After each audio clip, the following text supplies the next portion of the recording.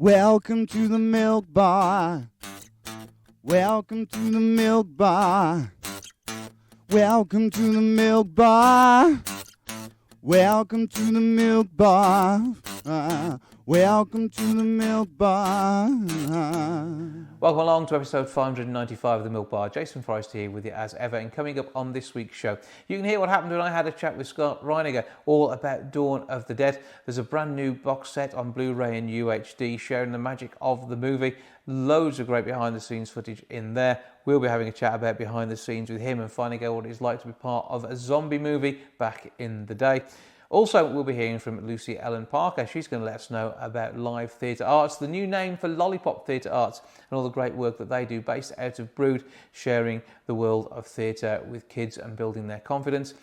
Ewan Baggett of VAB Skills joins us to have a chat about his 100,000 followers on Instagram, what it's like being an influencer and how you make these things work to bring some great entertainment and skill to the screen, the small one, whether it be on the phone, the tablet or the computer. We'll be having a natter with him because he's also got his real life academy too, so we'll catch up on that. Rebecca J joins us for a bit of a chat all about the digital Dodo Pad. We'll be hearing from her about how you can put the world of Dodo Pad onto your tablet or phone now and use your diary digitally and still have all the great features that you would normally get when you're using the paper copy, which of course you'll probably want as well. And we'll be joined by Ian Ashbourne. He is known as Ian Ash online, where he'll be giving us some tips about the top Christmas gifts, because you may remember him too from Batteries Not Included, that store that was opening Wolverhampton through until 2018. So that's all coming up, plus some brilliant music from Gene Martin as well. That's this week's episode of the Milk Bar.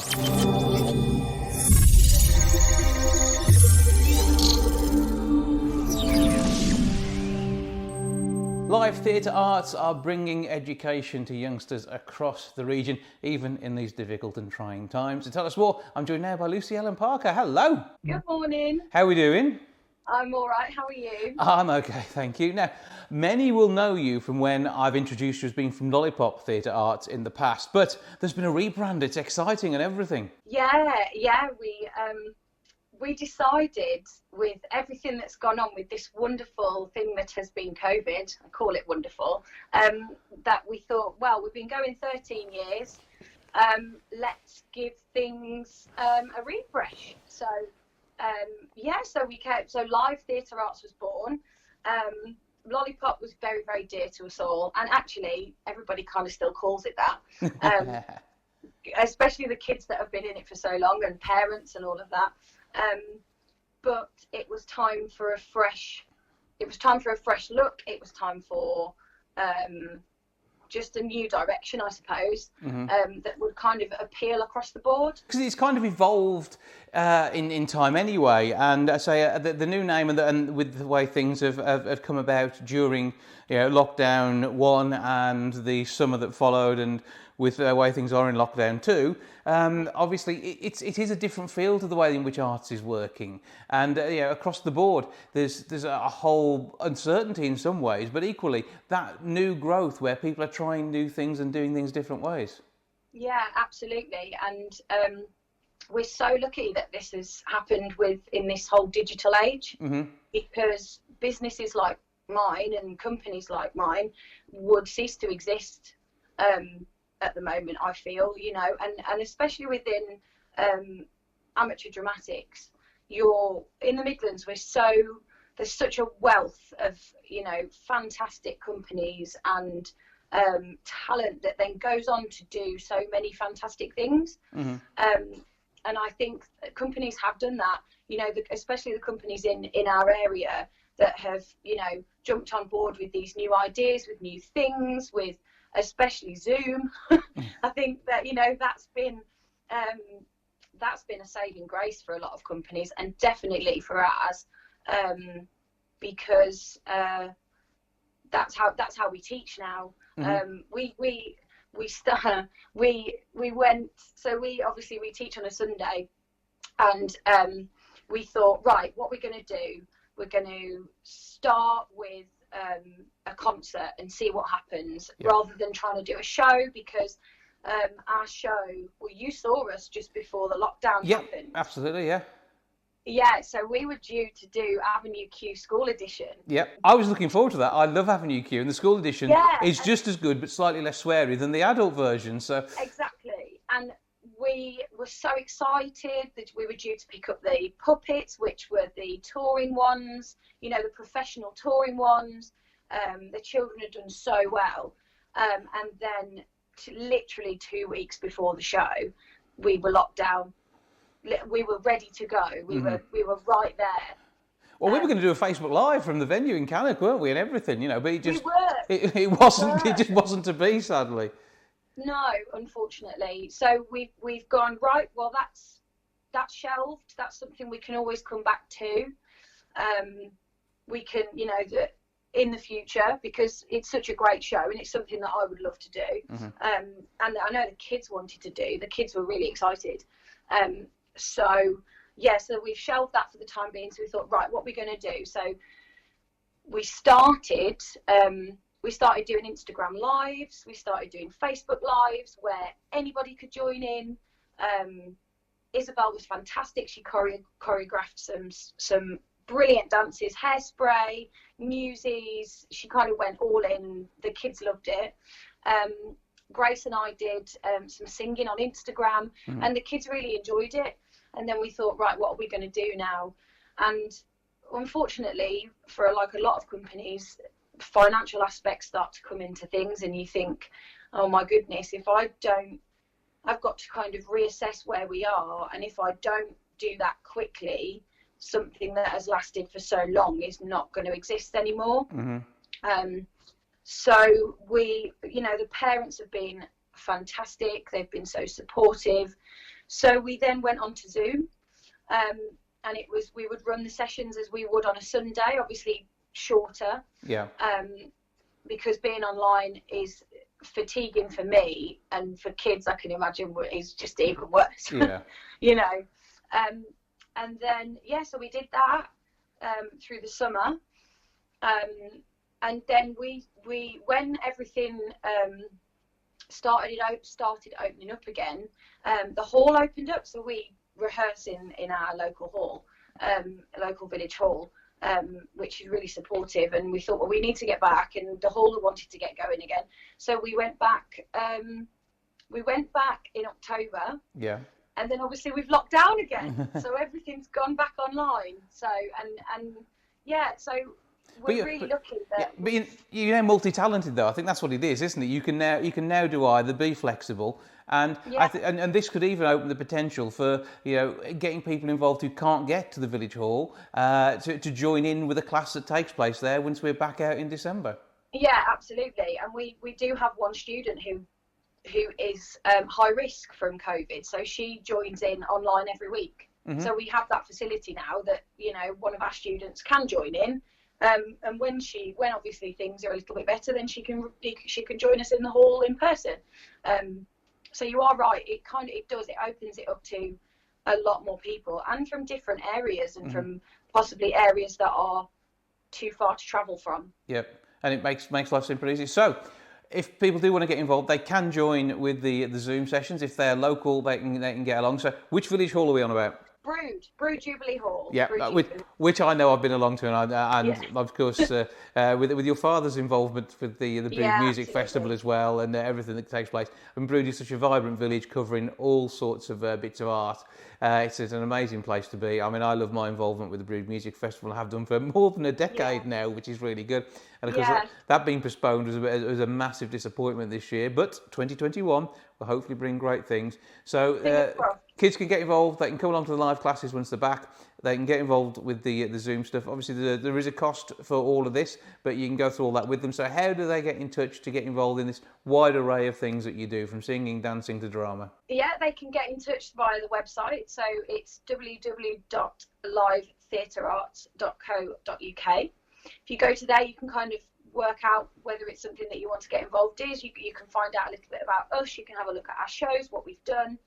And all of the information is on there. You can email. Our email is livetheatreartsmail@gmail.com. And I will get back to you. Failing that, please phone. The old-fashioned way. And the phone, we've got 2 phone numbers. phone numbers are 01902 850 788 or 07984 598 589. And it'll either be me or probably my mum that picks up the phone and kind of lets you know all about us.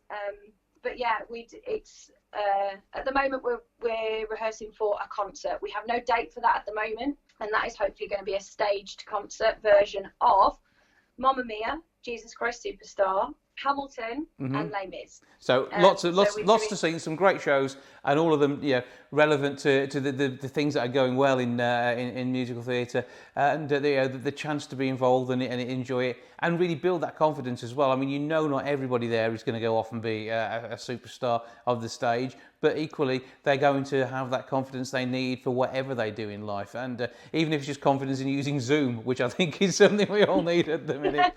But there we go. Well, Luciana Parker from Live Theatre Arts, thank you for joining us. Thank you very much for having me.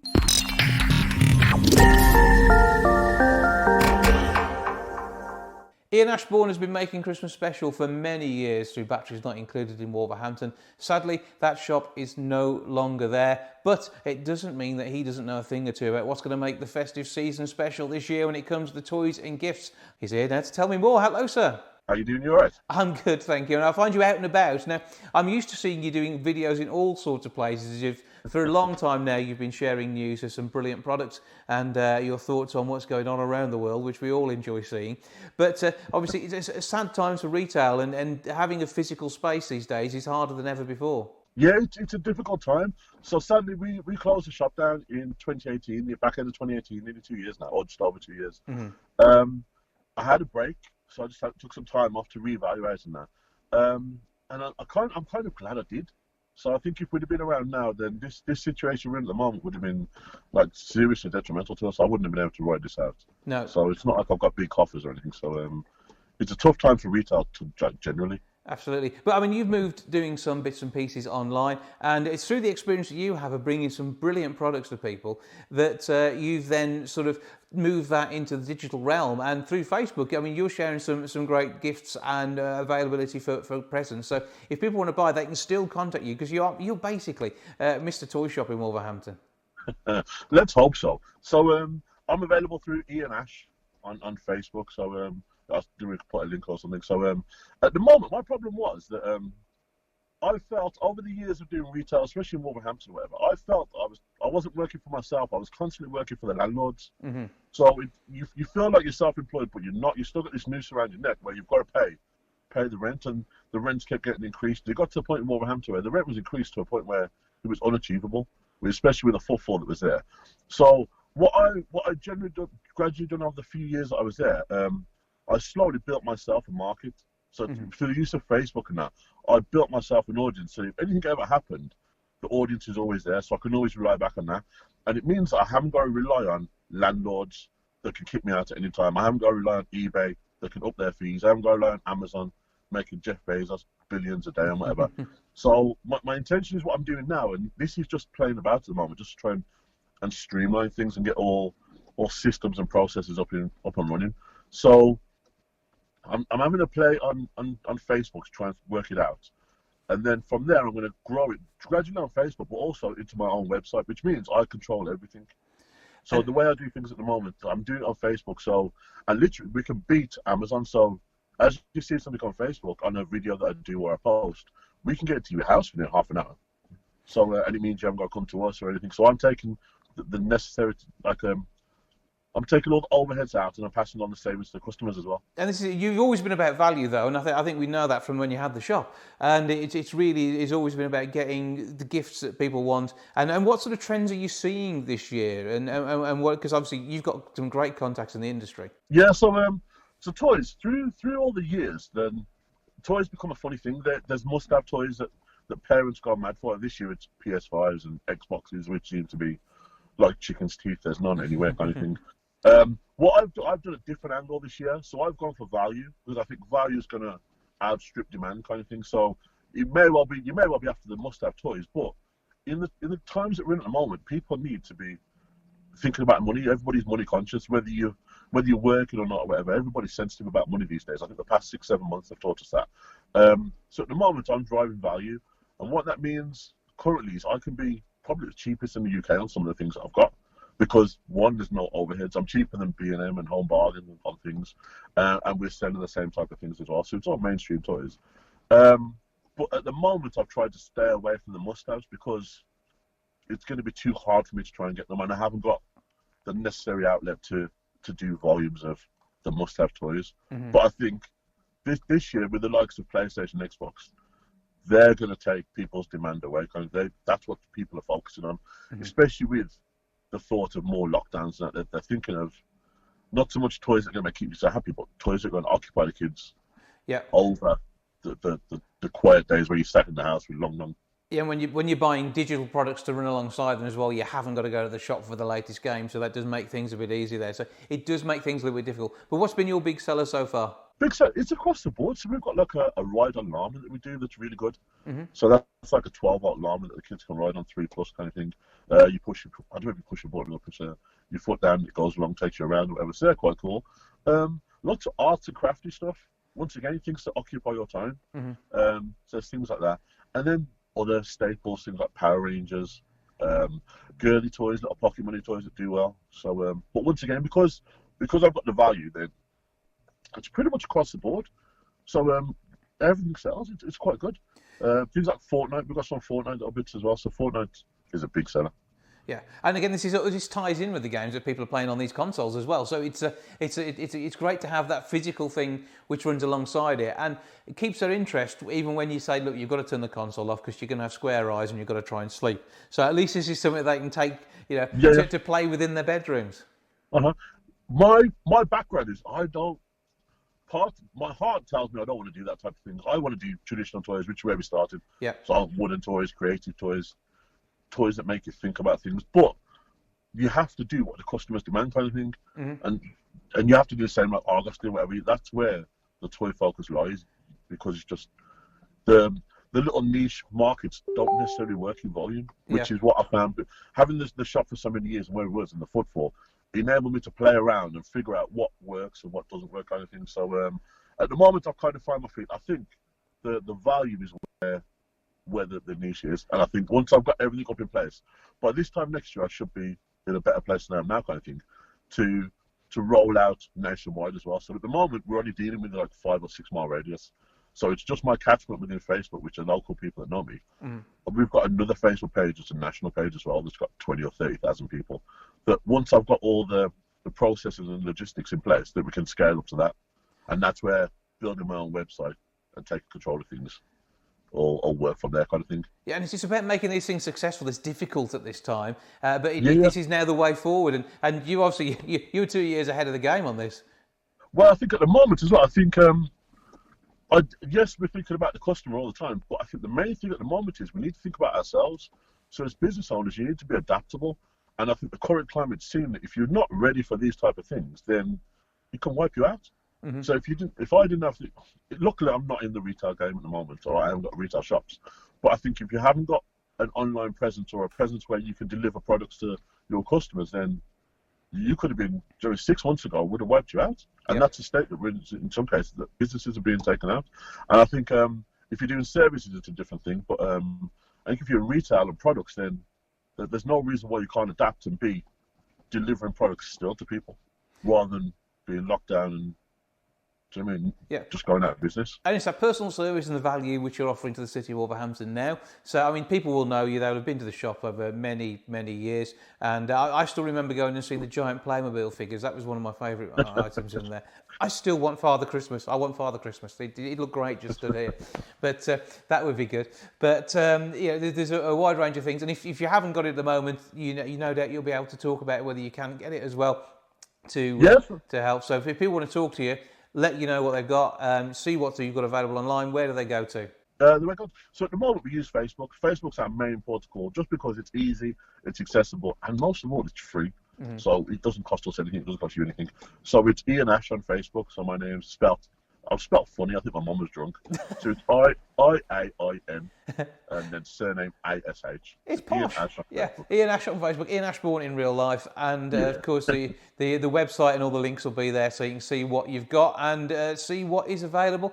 You're making Christmas 2020 special, and as we head into 2021, it's just going to grow and grow. Good luck with it. It's great to see a small business coming out of adversity and doing well, and we're hopeful that, I say, even though you're just sort of dabbling at the moment, we can see this turn into a big national thing, and you can take on the world. Yeah, fingers crossed, hopefully. And the main thing is I get to spend time with the kids as well, so that's what it's all about. So That does help. My daughter loves coming along and doing stuff as well, so she gets handy now. So yeah, that's what it's all about. Basically part of the delivery team. I like the idea. Oh, for now, Ian Ashbourne, thank you for joining us. Have a fantastic Christmas. It's a pleasure. Thank you very much.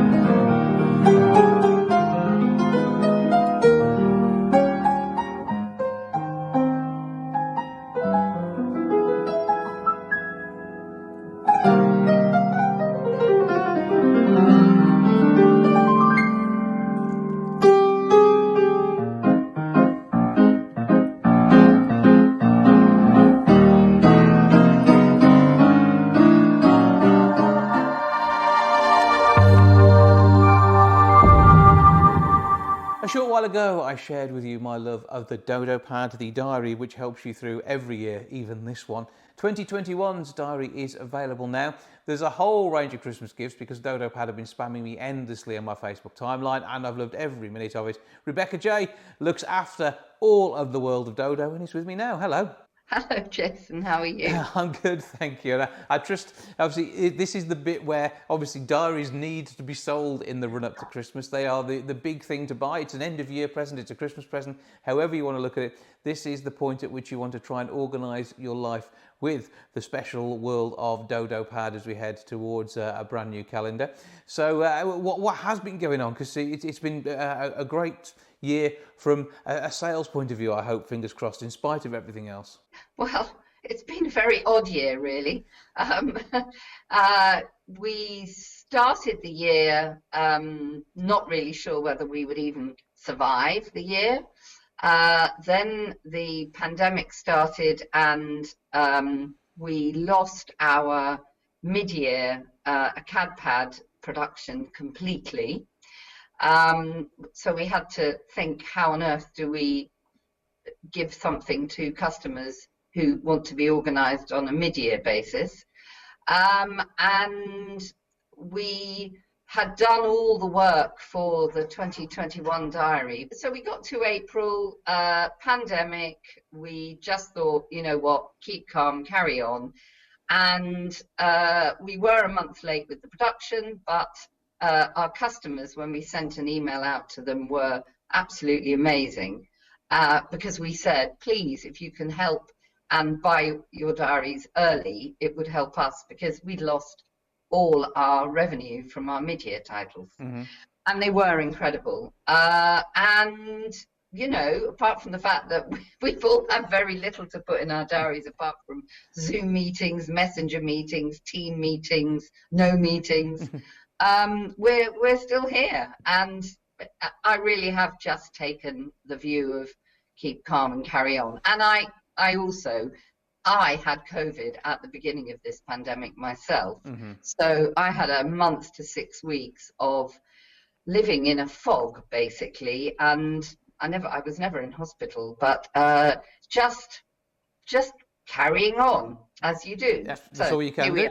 It's very much a stoic way of getting on with it, but equally, working through what has happened this year has probably been the best way of keeping your head together.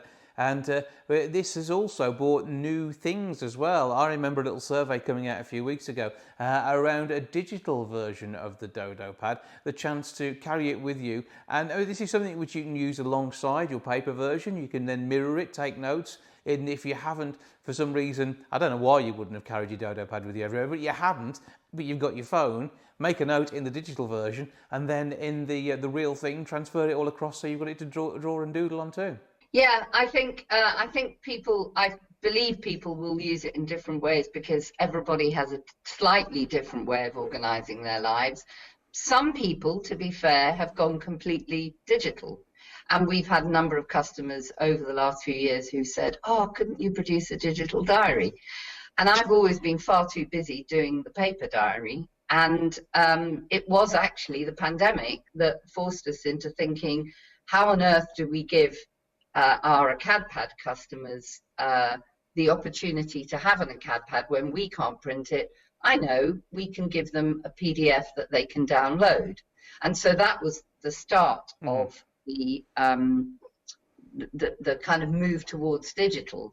And having done that and read up on it a little bit and realized that there were more opportunities, I started working with our designer towards creating a fully digital Dodo Pad. But my brief to myself was, this has to be something that gives you the look and the feel and the experience of the Dodo Pad, albeit digitally.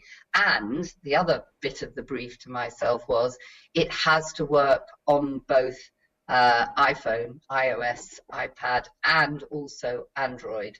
And of course, the perfect way to do it is in a digital PDF, which you open in a pre-existing app. So that's what we did. This is now a reality for 2021. The digital world is with us in the world of Dodo after, what is it, 54 years?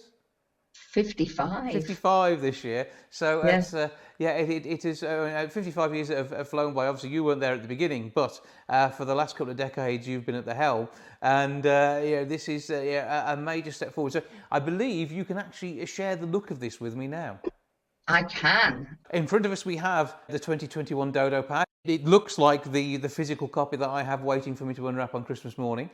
And It does. it's so we can now turn the pages. Obviously, in app form, this is going to be on the screen of your device. We've got everything there. We've got the introduction, and I can see some tabs down the side. Yep, you can basically just shoot instantly to the start of any month you like.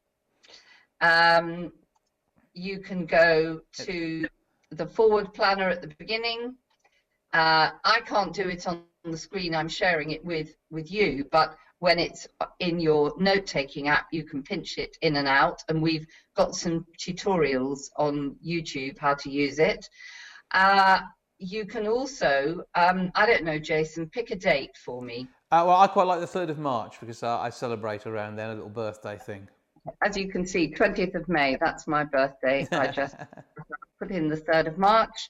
And do you see the little bar here? Yeah. So we've got some hidden type down the sides. And as soon as you pop in the 3rd of March, you get the 3rd of March popping up in your calendar. So you can search like that. As I said, you can search to the beginning of each month.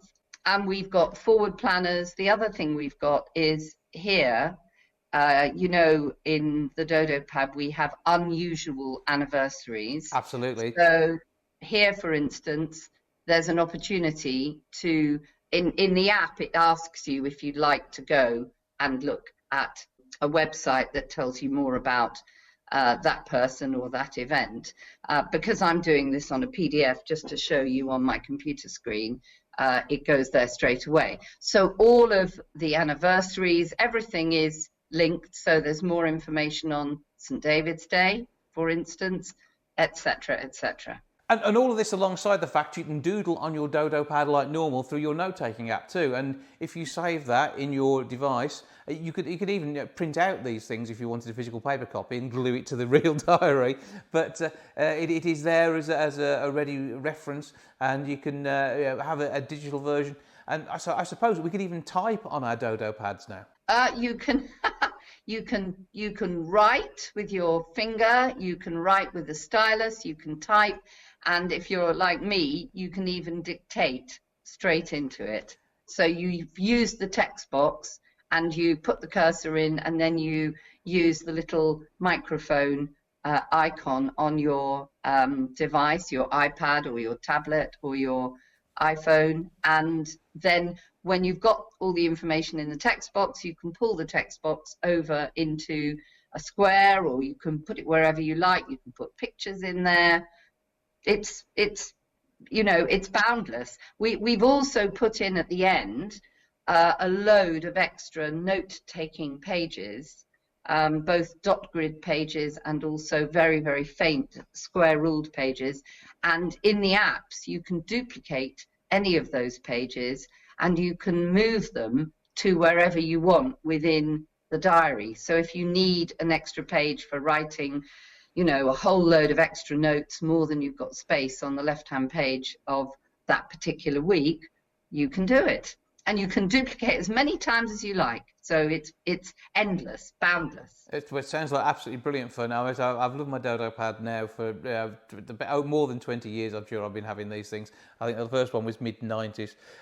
So it's an absolute treat to be able to have this digitally too.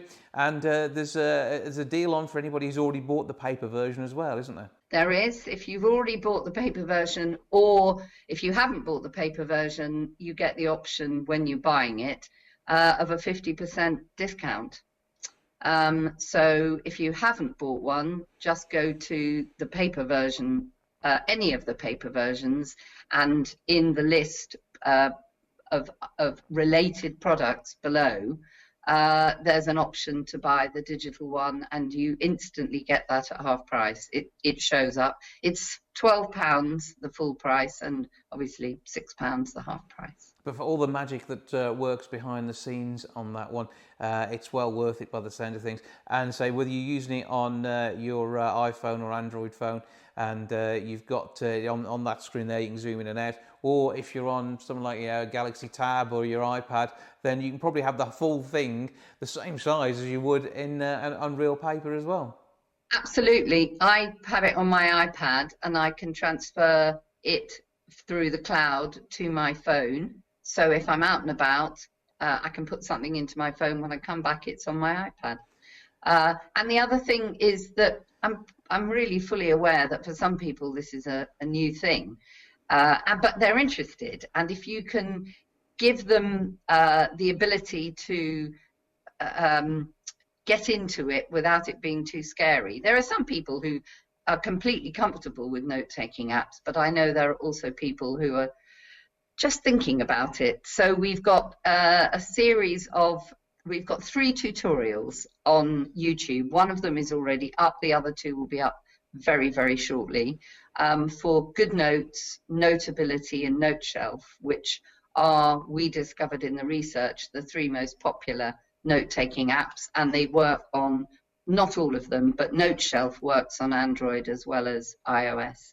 And so it's a wonderful tutorial by Lucy, who's been working with me on this, who's got a brilliantly English voice as opposed to that American voice that you sometimes hear telling you how to do things. She's got a very calming voice, and she's made these videos brilliantly, and they're really easy to follow. Well, I look forward to seeing those. I look forward to getting my hands on a digital copy. To avoid spoilers, I'm going to do that a little bit later on. So I've already seen more of 2021 than I'm probably supposed to so far. However, it's going to be a great way of utilising your digital space as well as enjoying your paper diary too, and keeping the dodo pad going so you don't end up as extinct as a dodo. That's the plan. That's the way we like it. Give us the details of the website where we can go to find out what's going on, and of course what to follow on all the socials. dodopad.com. And there is, depending on whether you're on a phone or on a desktop, there is a direct link to go to the digital product, but you can also go to the main diaries where you will find the digital product.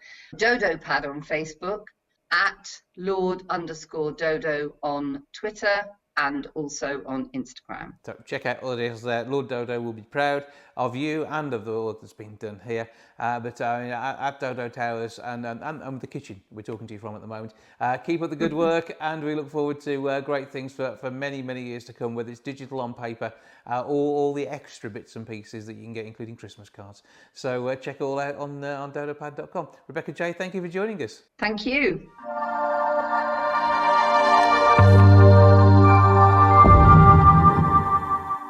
We like to track the online career of Ewan Baggett, EAB Skills, and he has surpassed the 100,000 follower total on Instagram.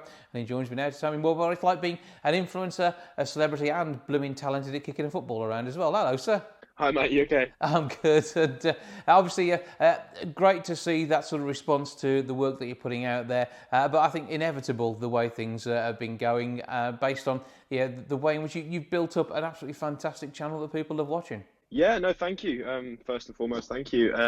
It's been a journey. Obviously, you've seen me grow up from being a teenager to like a bit of a man now, and gone through that journey of starting when I was younger and going through the years and taking it to where it is now. So it's been really fun. It's been like one that, because no one's ever done it before, like the whole influencer thing, it's been one to really kind of enjoy and to try and see where it's going to take you, because nobody's done it before. So you're trying to work out what the next path is, and it's just all exciting. So it's good fun. Yeah, but I think the difference is, though, a lot of people influence through just makeup tutorials and being bubbly and not really having anything below the surface, whereas you've done this through absolute talent. Yeah, I mean, I'd like to think so. And bubbly and entertaining too. I'm not doing you down on that side of things, but certainly the talent is what got you started. Yeah, no, I appreciate that. Yeah, no, it was a lot of hard work at the start. Obviously, I used to play football when I was younger, and then I kind of transitioned to like football skills and stuff. So yeah, I mean, it was a lot of wet, cold nights in winter when I was younger, just outside in my garden practicing kicking a ball about, just doing around the worlds and trying different things, and then it went from there just to just keep expanding with the ball and trying to do different things and trying to be creative, and then just putting them on the internet and seeing if anyone likes them, and thankfully they did. So it got to that point now. Yeah. And not only have you done this in front of 100,000 people online, you've done it in tens of thousands of people in real life too. Which is most nerve-wracking, the thought of putting a video together or standing on a stage in front of 30,000 people in West Park? You know what? It's a weird one because when you do a live performance, with any profession, once you're there and you're in the moment, it's okay. I think once you've started and you're getting going, it's fine. It's just that initial like wait just beforehand, as any performer will tell you. But to be honest, there's been, when you're doing like brand campaigns and stuff and you're waiting to post those kind of videos, that's kind of more daunting because there's even more on the line there, financially. So it all changes though. I mean, but there's just such a buzz you get about live performance that I love as well. So yeah, and when it comes down to campaigns, obviously you are a brand now. EAB Skills is a brand in its own right, and working alongside partners. And it's really, for you, it's about showcasing what their products can help you do. And it's a very honest sort of brand exercise, isn't it? Yeah, no, it is. I kind of stress nowadays to any brand that I'm working with that I will only push a brand to my followers that I do genuinely think is good quality. So I've had quite a few different brands come to me saying, can you promote this, can you promote that, and if it doesn't align with my audience or it doesn't fit to my brand, I'm not going to cross promote. So it's like there's a fine line between obviously making your living through it and like choosing what's like morally right to promote and all these different things. So there's a whole business behind that as well. But it's again, it's one that I've really enjoyed sort of growing up with, from being a 13, 14-year-old to now 22. It's been like a real journey to with that business mode as well, not just the whole like doing skills and stuff like that. So it's been fun. And working alongside the Real Life Academy as well. Obviously, at the moment, things can't quite happen the way that you would normally do. But I know when we were talking just over 12 months ago, as this was opening up, it's a chance to share those skills. And this is what you're doing online. You're sharing ideas of things that people can try, as well as entertaining. Yes, no, definitely. We started the AB Skills Freestyle Academy, like you said, about 12 to 18 months ago, in between that range, and since then we've had about 8 players signed for academies through it. We've had different teams that have picked up the players, so it's really like a showcase for players to come in and just express themselves. A lot of the players in their Sunday leagues, their managers won't let them express themselves, and we get even 7 or 8 year olds coming in and their parents are saying, look, my child wants to play this way, he wants to take on players, he wants to do this and that with the ball, but the coach just doesn't want it. He just wants to win, he just wants to hoof the ball. So we just allow players to to blossom and to progress through it, and it's been really fun. It's like almost like real life tutorials. So I've uploaded tutorials on my social, and then to put it into real life situations is really cool as well. So it's just all about all that kind of one big brand coming off into different things. But it's about building that confidence as well for them, and it's something that you've got the experience of doing. Because as I say, when you were 13, 14, this was something that you decided to have a little play, dropping videos on YouTube, Instagram and the like as these things came along. And it's that puts you in good stead, because you've lived this basically, haven't you? Yeah, no, it's really interesting as well, because I feel old now as well. I mean, I know imagine how I feel talking to you if you feel old. It just feels ridiculous though when I've got like a 7 or 8 year old coming into my academy, and I didn't start till I was doing the freestyle side of things till I was 13, 14, and I'm trying to give them the knowledge that I knew at 13, 14, and they're already like 6 or 7 years ahead of that. So it's really exciting to to be able to teach the lads and the girls what I knew at 13, 14 for them at 7 is like really exciting for me, because they've got so much more like progression to make in that short period of time. It's really, really interesting.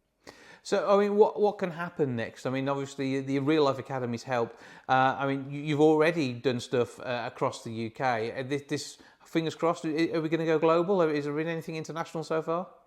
Yeah, I mean, obviously this year has been a strange one for everyone. I know you've been out But to Spain a few times, haven't you already? yeah, I've done quite a bit. So we've gone out to to Spain. Been to Madrid. We've been to Barcelona, their training grounds. We've been to Dusseldorf. We did some stuff with FC Schalke as well. So quite a few different avenues. I'm trying to just dip my fingers in different pies because I'm now a social media manager for a brand called Boot Buddy. So I'm working with them as well. So it's been interesting to kind of put my how I've taught myself this, how to grow on social, and then now put it into a business, which is really cool. So I'm doing stuff with them. I'm doing obviously stuff on my own social. We've got a few different things with different apps we're doing as well. Like I said, we're just trying to push it all over the place. But I really want to kind of try and do a bit more in America when things clear up. I think there's a real market over there, especially for youth football training and how big it's going over there now. I think it'd be really cool to try and get over there. Yeah, we'll look forward to the Vegas show as well. That could be good too. Yeah. I mean, but this is more than it's about those. This is about having content which is relatable and entertaining. And although you may be doing socials and you're kind of building a brand, but I know for you it's more than that. It's never about anything other than giving people something which they're going to find entertaining. And you're not showy offy with it as well. You're basically inspiring. You're not going, hey, look at me. Yeah, I mean, I'd like to think so. I try and I'll upload a video every single day, and it's always fresh content. So I'm out there, every other day or every day, filming. I try and do 5 videos a day if I can. So I've always got backlogged content. So it's all about, like you said, the main thing is all about the content, and then everything else from that stems from that. And if a lot of people don't realize, but if your content isn't good, you won't get, even if you've got followers, you will not get those opportunities with brands and stuff like that. Engagement is so much more, it's so much better than followers. People don't realize, if you've got, you can provide value to your follower, a brand who's going to work with you is going to be so much more interested. So it's all about engagement for me, and just giving the followers what they, just something to perk them up every single day, especially in these times. So yeah, that's how I'm going with it all. So give us all the socials then, because this is quite a long list these days. Yeah, I mean, everything is just EAB Skills. So we've got TikTok, Facebook, Twitter, Instagram. We're going back onto YouTube soon as well, and obviously my academy, EAB Skills Freestyle Academy. So you can get that on the website and stuff like that for places. We are advertising for our next course the start of December, hopefully when lockdown's finished. So should be some places there. So please do check out if you can. Well, yeah, amazing work, great stuff, and all from a lad from Wolverhampton who has really come to the fore in an international world of digital media, which is great. But it's digital media surrounding going outdoors and actually getting something done in real life, which I can only applaud you for that. Ewan Baggett, EAB Skills, thank you for the chat as ever. Thanks, Jason. Top man.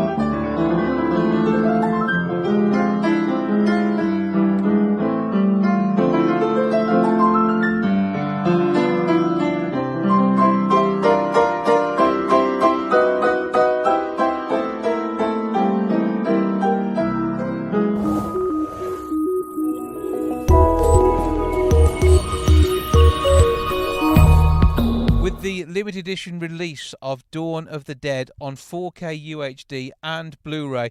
This is the box set horror fans have been waiting for. To tell us more, I'm joined now by Roger from the film, Scott Reiniger. Good afternoon, sir. Good afternoon. Now, I'm sure it only seems like 5 minutes that you were running round a shopping mall petrified whilst the reanimated dead were chasing after you, but it's been, more than 40 years? Oh, I know. It's unbelievable.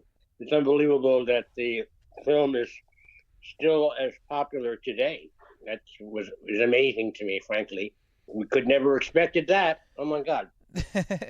But, I mean, it was something which really defined the genre, has been imitated many times since. And with this release of the background, the different versions, the cuts of the film, which in many cases haven't been seen on the home DVD circuit before, this is a great way of experiencing the movie as well as you can in high definition format. So it must be great for you to look back on this through the quality of these films. Oh, yeah. I'm looking forward to it. What was it like being part of this? At the time, you didn't realise what you were getting into when it came to this film. No. Well, I had no idea. I accepted the role because I really loved the role because it had a great arc. But I had no idea the film was going to take off and become what it became. That was very surprising. And fortunately, it was very controversial. Fortunately, we got a great review from Roger Ebert.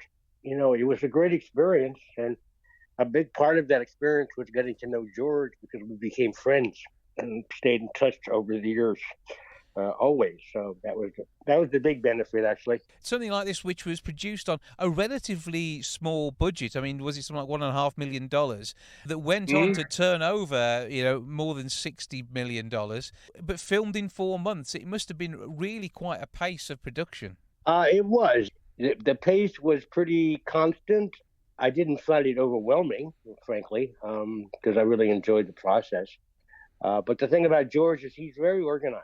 So he knows exactly what he wants to do next. So things move along very kind of effortlessly.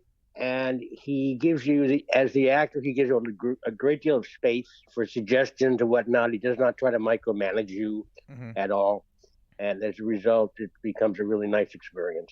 And when it came to coming to a film which was 10 years after the start of the series that George had put together, that must have been an interesting one to come to, because you knew you were going to get into something that was going to be good, but you had no idea quite how quite the longevity of the film, and in fact we'd be sat here chatting 42 years after it was filmed about a release on Blu-ray. Yeah, absolutely no idea. No concept. I didn't even know about conventions until the late 90s, because it was through a friend of mine. I was doing a media coaching, a congressman in Washington, D.C., and the woman that worked for him. I walked in the office and she went, "Oh my God, it's Roger from Dawn of the Dead." I started laughing. And he was in on it. He already knew that she knew that, but I didn't know that he knew that. And it became just kind of a humorous situation. And she said to me, okay, have you been going to conventions? Assuming I had. I said, what conventions? She said, what, are you kidding? And she took me to her computer. She showed me some of these sites of these conventions that previously had happened. I went, oh my God, I had no idea, because I was totally focused on my directing at that time. Yeah. And then so she booked me into a convention. She booked me which was great. And the first one was with David Emge in Arlington, Virginia, and almost nobody showed up. It was not a good location and a good environment for horror conventions. But that's how it all started. And of course, you've been working with David on the commentary for disc 3 of the set, which is the Argento cut. 128 minutes, so slightly shorter than the original theatrical release. But it must have been great doing the commentary and, again, reliving these moments as you watch the film. Doing the commentary is really fun, actually. It's a really enjoyable experience. I remember, we were in New York when we did that. We were recording in New York. And how do you see the evolution of the horror genre these days? Because obviously in 2004 there was a cameo in film of the same name, and you explored those moments there. But I mean, zombies have kind of developed a bit over time, haven't they? And they seem to be everywhere these days. But I mean, you're looking back to the cinematographic heroes of the zombie world when you look at Dawn of the Dead. Yeah, it's really, really interesting because we never knew it was going to become so popular. That's the strange thing. And also, I find a lot of horror movies. I don't watch a lot of horror movies, actually, but the ones that I've seen are not very good. And one of my favorite films that I liked, you wouldn't call it a horror movie, but it was The Others. Mm-hmm. Did you ever see that? You ever see that movie? I steered clear of that one because I can be a little easy to scare at times. I thought that was a very well done film. And when things play with your mind, it's slightly different to almost gore on screen. But I think with Dawn of the Dead, obviously, there was the psychological moments as well, not knowing what was going to come next and who was going to be around the next corner. Yes, of course. And that's classic horror stuff. So, we had a day-to-day when we were shooting. We knew what we were going to shoot, of course, and we had a schedule. But we never quite knew what was going to happen. There were always interesting stuff that would happen on the set, spontaneous, which made it fun. And also because George is very, he's very relaxed on the set. So he sets a very relaxed tone, a very efficient but relaxed. And with the production and the values that you had there, I say you were constantly surprised. So you knew you were going from A to B, but you didn't know what was going to be on the way sometimes? Sometimes, that's right. And have you got a favourite moment? Is there even a favourite zombie? I think one of my favorite zombies was the nurse.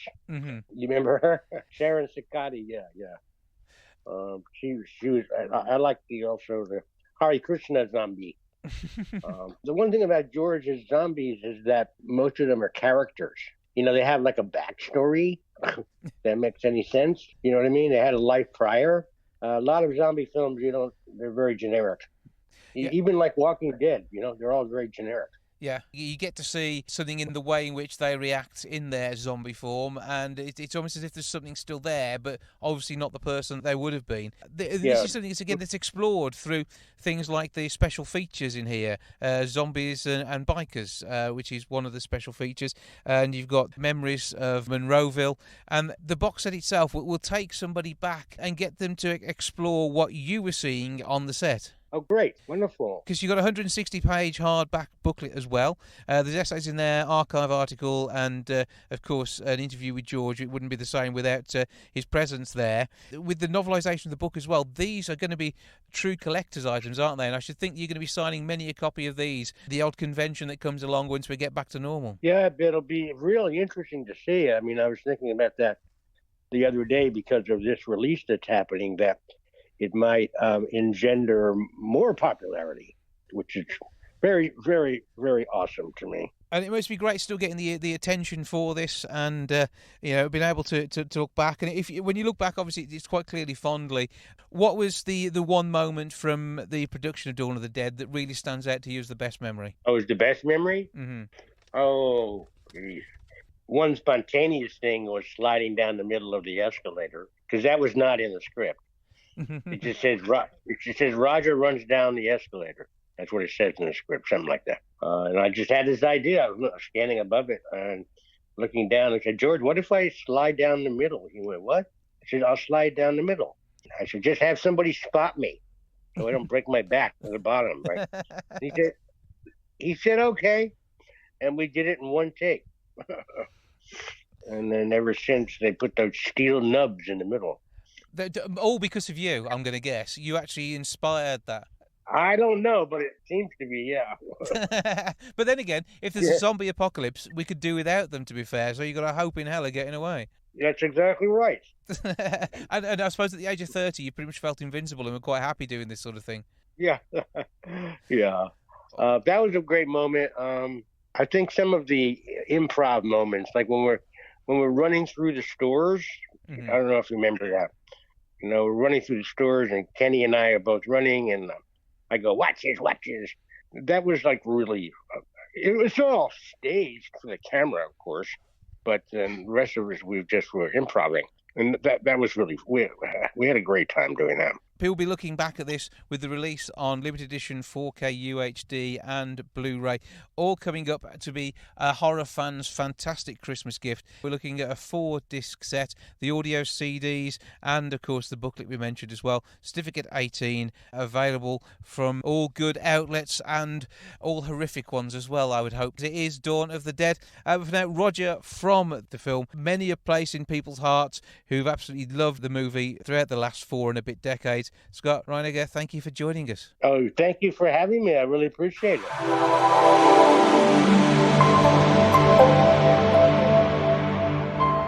That's all for this week. Thank you so much for joining me. Back with episode 596 next week. I look forward to seeing you then. Bye for now. Goodbye from the milk bar. Goodbye from the milk bar. Goodbye from the milk bar. Goodbye from the milk bar. Yeah.